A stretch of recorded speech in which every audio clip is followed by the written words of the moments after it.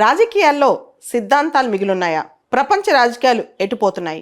ఒకసారి ప్రపంచం అంతా లెఫ్టిస్ట్ వే వస్తే మరోసారి రైటిస్ట్ వే వస్తుంది. ఇన్ఫ్యాక్ట్ కొన్నిసార్లు రెండు మిక్స్చర్ కూడా కనిపిస్తుంటుంది మనకి. లెఫ్టిస్టులు రైటిస్టులు కలిపి కూడా భావజాలం మనకు కనిపిస్తుంటుంది. అసలు ప్రపంచ రాజకీయాల్లో, దేశ రాజకీయాల్లో సిద్ధాంతాలు ఎటువైపు వెళ్తున్నాయి? దీని మీద పెద్ద చర్చే జరుగుతుంది. 1992లో ఫ్రాన్సిస్ ఫుకుయామా అనే ఆయన ఒక పుస్తకం రాస్తారు, ద ఎండ్ ఆఫ్ హిస్టరీ అని చెప్పి. దానిలో పోస్ట్ కోల్డ్ వార్ ఎరా, ప్రచ్ఛన్న యుద్ధం అయిపోయిన తర్వాత ప్రపంచంలో టోటలిటేరియన్ డాక్ట్రిన్స్ అనే దానికి అసలు మనుగడే పోయిందని చెప్పి లిబరల్ డెమోక్రసీ మాత్రమే శరణార్థం అని చెప్పి చెప్తాడు. ఎటువైపు చూసినా లిబరల్ డెమోక్రసీసే ఫైనల్గా ఫ్లరిష్ అవుతాయని. ఫ్రెంచ్ విప్లవం నుంచి ఇప్పటి వరకు చూసుకుంటే లిబరల్ డెమోక్రసీస్కే ప్రజలు పెద్దపీట వేశారని కూడా ఆయన చెప్పారు. మార్కెట్ ఎకానమీస్ కానీ, లేకపోతే మానవ హక్కుల అంశాలు కానీ, లిబరల్ డెమోక్రసీస్ కానీ ఇవన్నీ కూడా సర్వైవ్ అవుతాయి, ఇవే ప్రపంచంలో భవిష్యత్తులో సర్వైవ్ అవుతాయని ఫుకుయామా చెప్పడం జరిగింది.